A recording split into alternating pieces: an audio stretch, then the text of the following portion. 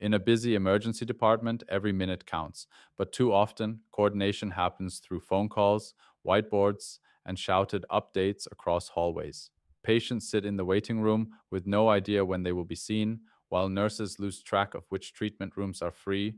This project solves that problem with three connected dashboards built on Peakboard hub lists. The triage nurse station lets staff register patients with symptoms, vital signs, pain levels, and priority, then tracks them in a color coded queue from arrival to discharge. Out in the waiting room, a passive display shows anonymized queue positions and estimated wait times so patients stay informed without asking the front desk.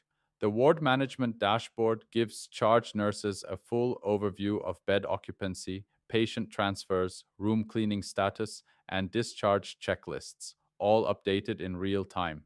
Together, these three screens replace the chaos of manual coordination with clear, shared visibility for every stakeholder. You can download this project for free using the link in the description below.